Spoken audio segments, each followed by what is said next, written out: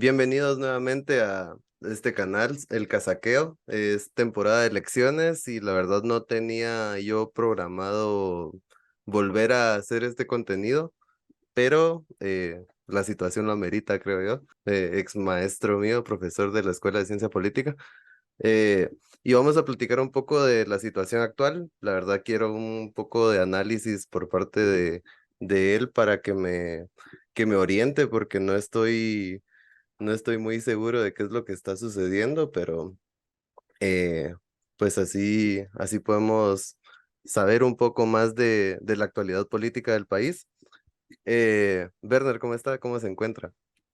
Muy bien, Luis, muchas gracias por la invitación. Pues bien dentro de lo que cabe, ¿no? Pues porque como mencionás, la efervescencia en materia electoral ha ido en aumento, especialmente ahora para la segunda vuelta, y pues bueno, hemos visto una serie de sucesos que no son frecuentes ni muy normales dentro de esta realidad tan convulsa que es la guatemalteca siempre. Muchas gracias por la invitación.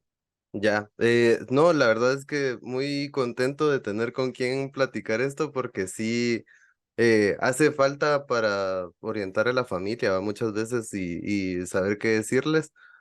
Eh, Me gustó mucho como el tono de crispación que le está dando a la situación y precisamente tal vez podemos empezar por ahí. Eh, ¿Qué tan peligroso puede ser para la sociedad guatemalteca el polarizar las posturas? O sea, el discurso este que está manejando el movimiento Semilla diciendo, bueno, nosotros somos los buenos, nosotros vamos a cambiar la historia y si no están con nosotros son ustedes a favor de la corrupción. ¿Cree que esa polarización nos va a llegar a pegar en algún momento como sociedad? Bueno, yo creo que tendríamos que partir por cuestiones iniciales, ¿no? Ujú. Nuestra sociedad es profundamente en la actualidad, sin proceso político, es una sociedad profundamente polarizada, ¿verdad? Nos damos cuenta que existen diferencias reales y sustantivas, por ejemplo, entre el sector urbano de la población y el sector rural, que crea cierto grado de polarización. Igualmente, si bien es cierto, la ideología no ha logrado hacer mella dentro de la ciudadanía en general, pues sí, ¿no? Vemos que, por ejemplo, existe un ala fuerte, conservadora, que trata de defender todos los postulados de la derecha liberal, y pues existe un ala reformista, llamemos así, un poco matizada, que trata de defender algún otro tipo de postulados con con un tinte un poco más progresista, ¿no? Entonces, si partimos de eso inicialmente, ¿no? De por sí es una sociedad polarizada por cuestiones económicas, culturales y sociales, pues en función del el ambiente electoral y en función de todo lo que nos ha tocado desde hace algunos meses, pues efectivamente no hemos visto que se ha entronizado mucho más esta polarización, y ahora para el balotaje y la segunda vuelta electoral, vemos, ¿no? Que posiblemente los que menos están sumando en función de la polarización son los partidos políticos, el Movimiento Semilla y la Unidad Nacional de la Esperanza. Más bien, la polarización está entronizándose en torno a todo el ambiente extraelectoral, llamemos así, o que está por afuera del proceso electoral. La judicialización de la política, por ejemplo, ¿no? Algunos otros casos de conflicto, de conflictividad política que se dieron en el momento de la primera vuelta electoral el 25 de junio. Y entonces, así como en antaño, en el conflicto armado interno, ¿no? Uno podía o no estar a favor de alguno de los bandos en conflicto. En la actualidad, pues nos sucede lo mismo, ¿no? Si estamos a favor de alguno, pues definitivamente vamos a estar completamente en contra del otro, pues pareciera que no existe un punto medio. Creería yo, ¿no? Que la lógica de la polarización, pues definitivamente no le hace nada bien a Guatemala, ni le hace nada bien al proceso de transición democrática o de consolidación de la democracia. Y pues tendríamos que, de alguna manera, buscar un punto medio. ¿Y cuál es el punto medio? Por ahí lo han dicho en arengas y demás, ¿no? El punto medio debería ser el de especialmente estar pro y en favor del futuro de Guatemala, de las nuevas generaciones, independientemente de la postura ideológica y de la postura cultural que podamos representar. Pues por ahí quería ir justamente porque ayer estaba hablando con otro compañero que también estudió en la Escuela de Ciencia Política. Él me aseguraba que la ideología que a él le gusta es un centroizquierda. Él se define como centroizquierda. eh, y él me decía, mira, es que a mí me encanta Semilla, ¿va? O sea, la ideología de Semilla, si por mí fuera, yo votaría por ellos. Pero también me decía que él realmente su primera opción de voto no era Semilla, ¿va? Sino era Manuel Villacorta. Eh, yo entiendo, o hay muchas sospechas, muchas denuncias, no solo para Semilla, sino para otros partidos, que cada quien donde pudo se adjudicó votos y hay un clamor casi de todos los sectores por un fraude electoral y todos se señalan entre ellos. Y lo más seguro es que en todos los partidos hayan anomalías, ¿verdad? En las actas de voto. Eh, pero si ya sabemos que es un proceso manoseado, diría Fernando del Rincón, eh, tenemos todavía que validar lo que haya pasado, lo que nos digan que haya pasado en las urnas. Luego de todo esto que ha pasado, sería más prudente volver a hacer el proceso electoral y con alguna, o sea, yo sé que es poco práctico, pero ¿cómo podríamos hacer para que realmente sea legítimo el proceso? Yo creo que parte del problema ha estado precisamente en torno a todas esas voces que le han quitado legitimidad al proceso. Pues porque vemos dos aristas bien marcadas, ¿no? Pues por un lado está la cuestión de la legalidad, que es una de las bases de la democracia, y por el otro lado el de la legitimidad. Y la pregunta creo que sería más por acá, ¿no? O sea, qué es más legítimo? ¿Un voto nulo en contra o un voto a favor de algún otro partido? Yo te lo respondería inmediatamente, pues tienen la mismísima legitimidad, ¿no es verdad? O sea, representan la expresión de un ciudadano que en el momento de acercarse a las urnas, sea a favor de algún partido o sea en contra del sistema, pues manifestó su voluntad y manifestó su expresión. La pregunta creo que sería entonces, bueno, asumamos, como lo manifestás, que efectivamente en todos los partidos políticos existen problemas, especialmente en la adhesión, ¿verdad? Vimos que a raíz de lo que pasó con Ah, Semilla. pero yo quería hablar un poco más el proceso de fiscalización de los votos y las actas electorales. O sea, Ok, el proceso de adhesión creo que, o sea, es tema aparte, tal vez lo podemos llevar después, pero quisiera concentrarme primero en el proceso electoral. ok, pues sí. Pues bueno, así como hay problemas de origen, vemos que también hay problemas ya de fondo o prácticos, digamos así, del día de la elección como tal, ¿verdad? Eh, Habría que preguntar, y mira que nos sucede mucho en la universidad, ¿no? Habría que preguntar, ¿en algún momento se le dio alguna inducción de caligrafía a los presidentes de las mesas para que pudieran llenar las actas y fueran completamente legibles? Pues eso no existe, ¿verdad? Sabemos que dentro de la lógica del sistema no existe. Eh, Se dieron problemas serios el día de la elección, por ejemplo, en la acreditación de fiscales, pues porque el proceso de educación electoral para las juntas electorales tampoco fue el mejor, ¿verdad? Muchos presidentes de mesa no sabían ni cómo acreditar fiscales de los partidos políticos, cuestión que también generó problema en el momento de las actas, ¿no? Pues porque no había, digamos así, una expresión de parte de los fiscales que representaban una posición política en el momento de suscribir las actas como tal.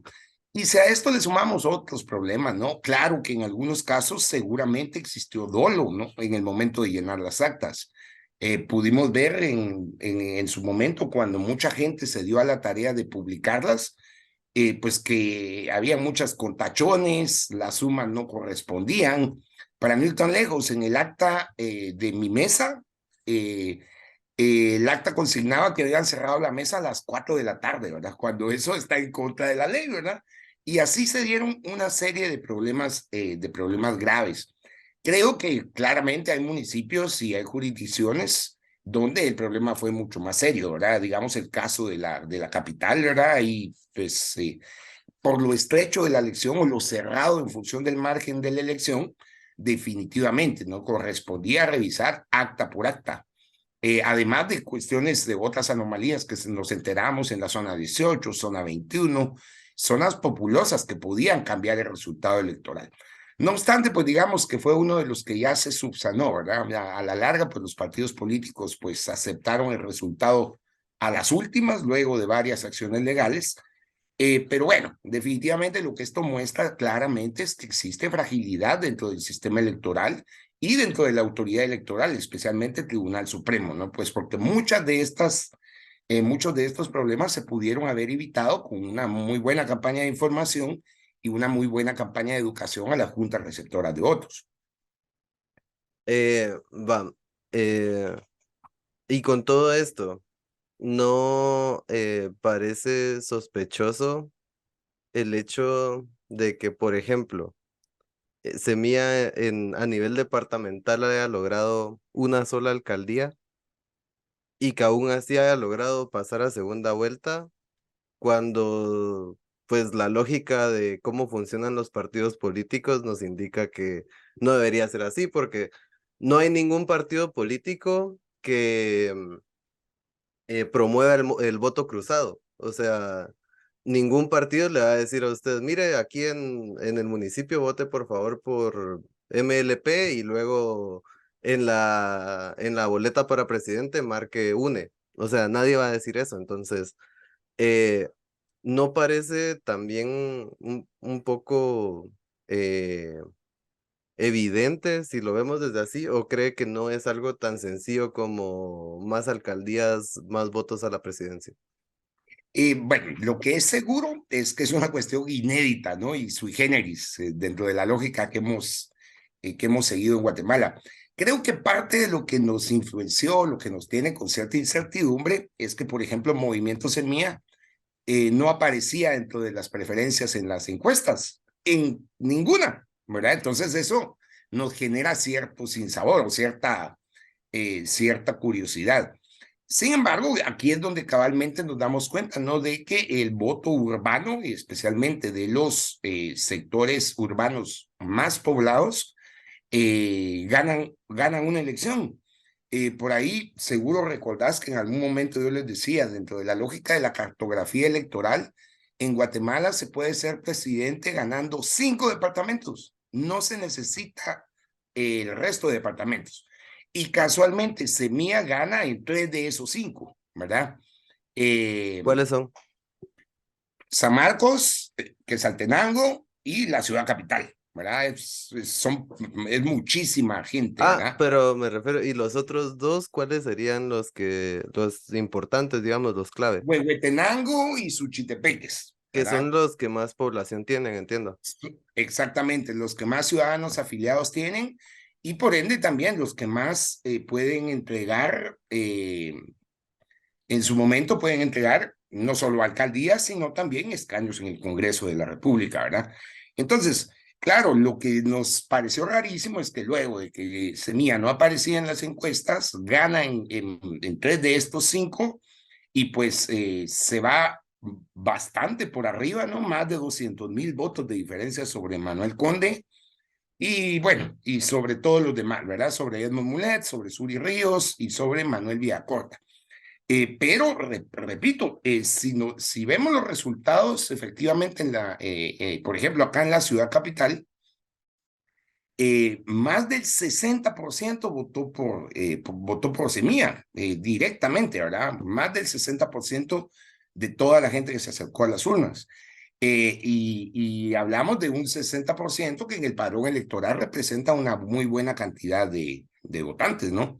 Entonces yo creo que por ahí va la cosa. Claro, genera desconfianza, genera incertidumbre y genera también cierta duda en función de los resultados.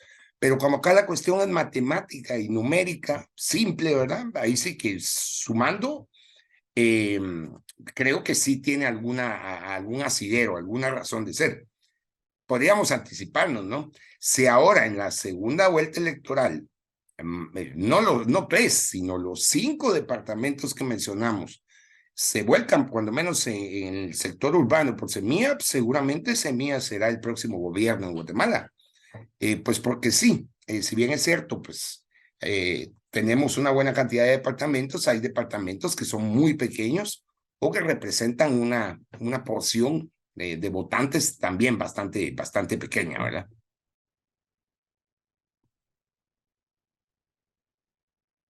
Sí, mire, yo estoy seguro de que si la segunda vuelta se da como hasta el momento dijeron y que ya la ratificaron, va a ganar Semilla. Ya nos hemos dado cuenta lo poderoso que es el antivoto. Empezando por eso, ahí que ya en la segunda vuelta es cierto que ya la mayoría de los votos sí son de la capital porque ya los departamentos ya llegan con las labores hechas, ¿verdad? Hice yo algunas encuestas en mi Instagram ayer y le quiero preguntar, tal vez nos puede servir también como para comentar un poco. ¿Usted cree que el Ministerio Público está actuando ilegalmente ahorita con los recientes allanamientos, los comunicados, etcétera? ¿O ustedes también como del pensamiento de que el Ministerio Público solamente puede actuar bajo una denuncia y realmente ellos solo están cumpliendo con una investigación? ¿Usted cree que están actuando ilegalmente o no? Sí, creo que están actuando ilegalmente, especialmente pues porque se están irrespetando normas constitucionales que están por encima incluso de las facultades del Ministerio Público. Si a esto le sumamos el momento electoral y el momento procesal de la investigación, o sea, ellos pueden seguir realizando su investigación, pues al fin y al cabo, si fue a raíz de una denuncia de hace más de un año, pues ellos pueden llevar a cabo su investigación, ¿no? Perdón, la duda que tengo ahí es, ¿esa denuncia que están persiguiendo es la que dice Semilla que ellos mismos presentaron o es alguna denuncia de otro partido? No, no, no, es la de ellos, es la de ellos mismos, es que ahí viene la ironía, ¿no? Ahí viene la ironía. Pero como ellos pueden investigarlo completamente, en el momento que caen en ilegalidad, desde mi punto de vista, es precisamente en el momento de querer pasar por encima de la ley electoral y de partidos políticos y eventualmente querer pasar por encima de la Constitución. Fíjate que eventualmente creo que nadie ha medido los alcances, ¿no? Pues porque si el problema es inhabilitar la constitución del partido Semilla en su momento, quiere decir que todo el último o los últimos años, tanto el Congreso de la República fue ilegal, como la misma presidencia de Yamatei fue ilegal, como todos los cargos adjudicados, ¿no? Pues porque ahí estaban los diputados de Semilla, votaron por los presupuestos generales de ingresos y egresos, etcétera. Al estar, por ejemplo, al inhabilitar el partido desde su formación, todo esto queda, o sea, se vuelve nulo inmediatamente, ¿no? ¿Y qué vamos a hacer? ¿Regresar 4 años y hacer el proceso de hace 4 años? Pues tal Simplemente vez no porque el queda Ministerio Yamatei. Público. ¿Cómo? Tal vez no queda Yamatei. No, no creo que volviera a quedar, ¿no? Pero sí, yo sí creo que definitivamente está actuando más que ilegalmente con dolo, especialmente por el momento que estamos viviendo, ¿no? Su investigación la pueden seguir llevando a cabo, pues al fin y al cabo es su tarea, pero lo que sí, la ilegalidad que encuentro es precisamente que quieran ir por encima de la ley electoral y por encima de la constitución política. Ok.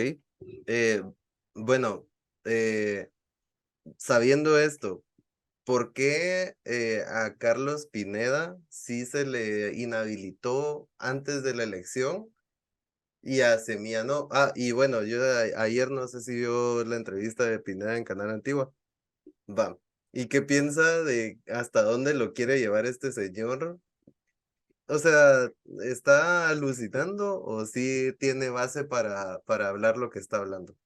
No. La verdad, yo creo que poco a poco nos hemos dado cuenta que de verdad el señor conoce muy poco o nada, ¿no? Acerca del sistema electoral, de la ley electoral y en general de todo el andamiaje legal en Guatemala. Hay una diferencia seria, profunda, de fondo, ¿no? Y hasta este grado el señor Pineda no entiende realmente lo que es el sistema político de Guatemala. En primer lugar, él decía, ¿no? A mí el partido político únicamente me dio jalón, ¿verdad? Así lo decía él. Pero ¿qué es lo que sucede en cuanto a la asamblea? Porque en el caso del partido que Prosperidad Ciudadana, que va a desaparecer, por cierto, en cuanto Y a... Semilla también, ¿Cómo? y Semilla también. No, pero Prosperidad Ciudadana va a desaparecer pues realmente por los resultados, ¿no? Pero bueno, en cuanto a lo que sucede, lo que inhabilitan de Prosperidad Ciudadana es la asamblea de postulación de candidatos, no al partido tal cual. O sea, y entonces a mí me dio gracia incluso, ¿no? Cuando él dice en una entrevista, bueno, no importa que inhabiliten al partido y voy yo solo. Sabemos que dentro de la ley electoral y de partidos políticos esto no es permitido, ¿no es verdad? Si no hubiera estado Entonces, Gloria Álvarez en la papeleta. exactamente, ¿no? Entonces, Alejos también, ¿no? Que también Alejos quería ir solo, etcétera. Pero entonces, esto no se puede. En el momento en que se inhabilita la asamblea, ya no estamos dentro del periodo temporal para poder llevar a cabo, por ejemplo, una asamblea de postulación extraordinaria, pues ahí se queda sin partido y pues la asamblea se vuelve inválida por vicios ciertos, verdaderos, ¿no? ¿Qué pasó? Para que una asamblea sea válida, tiene que haber presencia del Tribunal Supremo Electoral, mandan ellos un supervisor, tienen que estar acreditados los delegados departamentales del partido y además también tiene que estar no solo acreditado, sino legítimamente constituido el Comité Ejecutivo Nacional. Justamente las tres cuestiones las incumplió Prosperidad Ciudadana en la Asamblea. No estaban todos los delegados, el Comité Ejecutivo no estaba completo y el supervisor del Tribunal Supremo Electoral tampoco dio fe de la Asamblea. Y lo que se anula en ese momento es la Asamblea, ¿verdad? No al partido tal cual. Ahora, va a desaparecer pues precisamente a raíz de los resultados, ¿no? En yo, en función, por ejemplo, de lo del señor Pineda, por ahí decían, ¿verdad? Bueno, es que él llamó al voto nulo y nunca habían habido tantos votos nulos en Guatemala. También es parcialmente cierto, no es completamente cierto. Siempre la porción de votos nulos es una porción importante a considerar, a tomar en cuenta. No ha sido una cuestión marginal. Ah, ¿Qué es lo bueno, que pero esta sucede? vez sí fue mucho Claro, más.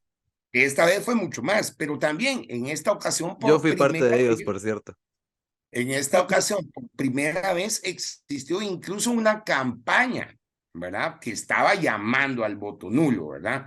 A raíz precisamente de haber excluido no solo a Pineda, sino ¿Y eso a cree usted Azul. que sea ilegal, llamar al voto nulo? No, ¿Y llamar a la no no, votación? tampoco es ilegal. Tampoco es ilegal, ¿verdad? O sea, cada quien, literalmente cada quien puede hacer lo que la ley no le impida, ¿no? Y entonces, en este caso, pues no nos están coaccionando, no nos están obligando, simplemente eso ya descansa en función de los principios y las creencias de cada quien. Si a mí me pareció, o digamos en tu caso, te pareció que el voto nulo efectivamente reflejaba un rechazo al sistema y a la clase política, pues es respetable, ¿no? A algunas otras personas posiblemente ni siquiera se acercaron a las urnas. El abstencionismo también ha sido una constante en los últimos procesos electorales, ¿verdad? O sea, no es nada muy sorpresivo. Lo posiblemente que salió un poco de la lógica habitual es que el porcentaje, ¿no? Que sí, efectivamente, los votos nulos, pues subió el porcentaje, pero no es nada así muy extraño, ¿verdad? O sea, no es nada también muy raro. De hecho, en función de la reforma a la ley electoral que ya le da validez al voto nulo o lo hace vinculante, era sumamente complicado, ¿no? Llegar al 50% más un voto en función de los votos nulos para repetir la elección. Pero lo que nadie dijo, nadie explicó a detalle, ¿no? Es que lo que implica la ley es que se repita efectivamente el proceso pero bajo las mismas condiciones, le hace con los mismos candidatos. No puede haber nuevamente asambleas de postulación y todo esto. Y entonces, así podríamos caer en un bucle infinito, ¿no? No va a ganar nadie nunca, ¿verdad? Y se va a seguir repitiendo pues con los mismos, ¿verdad? ¿Y usted siente que sea peligroso que alguien como Pineda esté ya haciendo, o sea, sabiendo que tenía mucha gente respaldándolo, que él esté haciendo esta campaña de desinformar a la gente, ¿verdad? Porque realmente está diciendo, pues, medias verdades a veces, pero, o sea, seguramente hay mucha gente que sí cree, y yo conozco mucha gente que cree que fue injusto lo que le hicieron a él y que no le están haciendo a Semilla. Claro, no, definitivamente es peligroso, ¿no?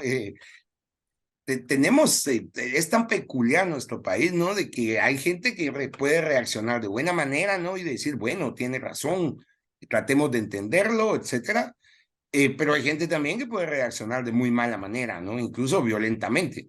Sin embargo, yo creo que también Pineda, a raíz de los últimos cambios de discurso, que los ha cambiado ya como 3, 4 veces, ¿no? Ha empezado también a perder apoyos, ¿no? El mismo Mechito ya no lo apoya, pues. El patrón también ya está haciéndose a un lado, pues precisamente porque nos hemos dado cuenta que el discurso que ha ido manejando ha sido un discurso sumamente coyuntural, como vos mencionás, con verdades a medias y también mentiras a medias, ¿no? Que poco a poco se han venido cayendo, ¿no? Pero sí, definitivamente en este momento, un momento electoral, en el momento crucial que vive Guatemala, definitivamente es peligrosísimo, ¿no? Que cualquiera, ¿verdad? Vemos también a Gloria Álvarez, la mencionabas hace un rato, diciendo por ahí, bueno, es que juntemos las firmas, pues, y entonces con el 30% de votos nulos se tiene que repetir la elección.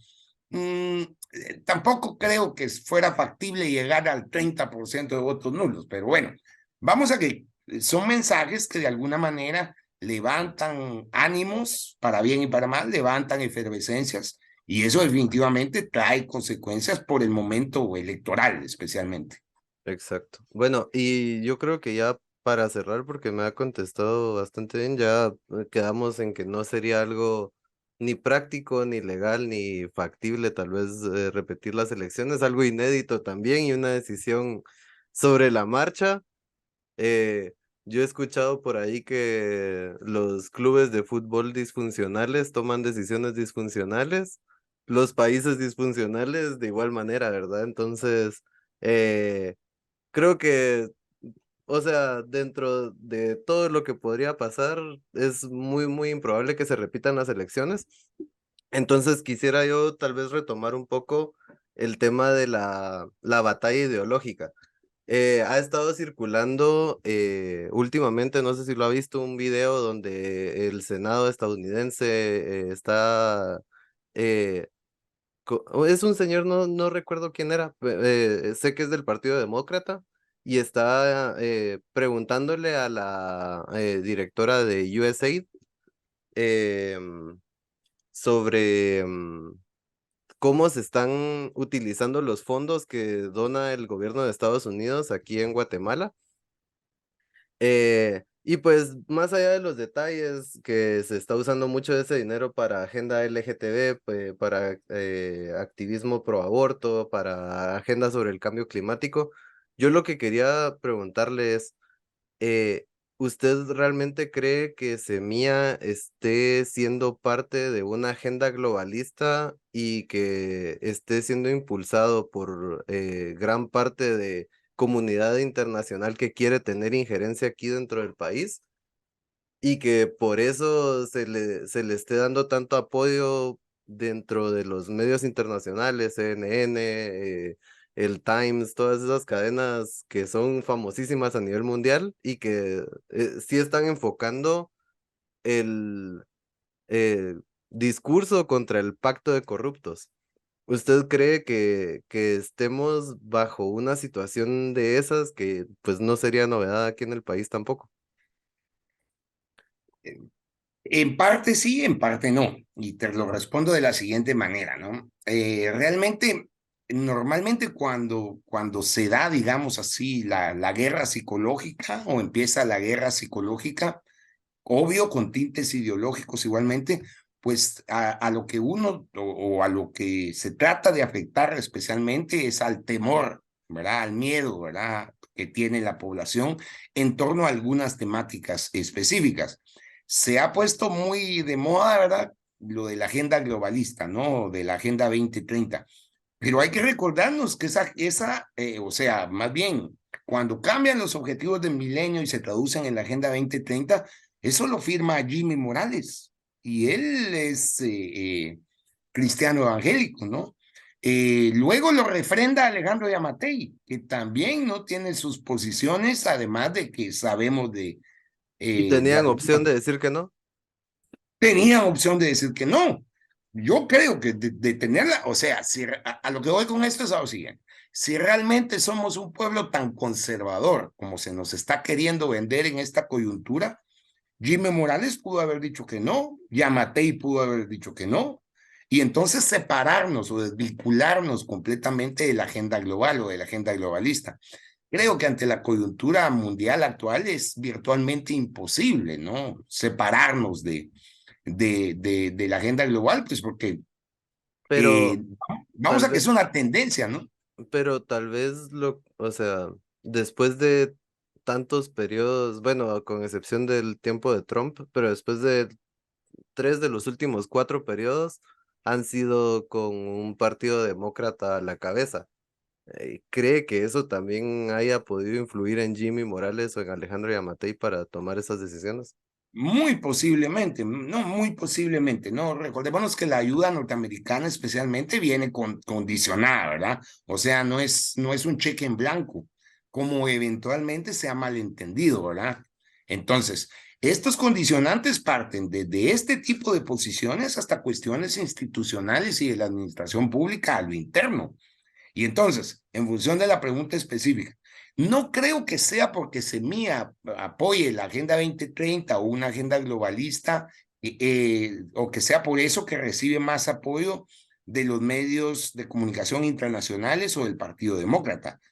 Que sí creo, ¿no? Que pues que estamos cada vez más se desenmascara y queda claro que los poderes en el estado de Guatemala no funcionan independientemente, ¿no? Están cooptados, que existen muchas instituciones que están cooptadas, independientemente de que utilicemos o no el término de corrupción, ¿verdad? Pues porque para bien o para mal y lamentablemente pues no son únicamente las instituciones las corrompidas, no es la sociedad guatemalteca la que tiene, lamentablemente también por cuestiones culturales, ya tiene cierto tipo de dejo corrupto dentro de su accionar, ¿verdad?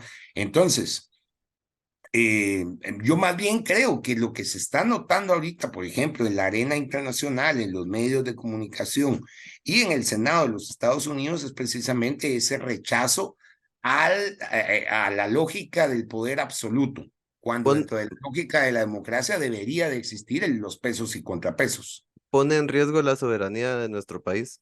Por supuesto. Yo contestaba la semana pasada una entrevista a Prensa Libre y justamente me decía el periodista, que si yo veía posible que existiera una cuestión todavía más drástica de parte de Estados Unidos, más drástica que la lista Engels o la lista Magnitsky. Y yo le ponía el ejemplo de Panamá hace 3 décadas, ¿no? Pues cuando se rompe la lógica de la democracia panameña, muy a la norteamericana, muy a la usanza norteamericana, lo que se da es una invasión y lo que hacen es apresar, ¿no? Al dictador en su momento. Y si bien es cierto, aquí sería un extremo, claro que podría pasar, ¿no? Geopolítica, geoeconómica y geoestratégicamente somos un bastión importante de los pocos que le quedan a los Estados Unidos en Latinoamérica, que no se puede arriesgar a perder a estas alturas, porque puede volverse una cuestión eh, sintomática y puede replicarse en otros países, ¿no?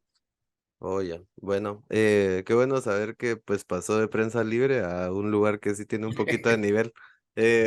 Bueno, muchas gracias, Werner. La verdad que me enriqueció bastante la plática. La voy a repasar igual porque me gustaría anotar un par de cosas más de las que me dijo. Igual si podemos platicar despuesito de la segunda vuelta, me gustaría también bastante porque estoy nervioso y bien curioso por lo que puede pasar. Eh, pues nada, muchas gracias por el tiempo y ahí nos seguimos platicando.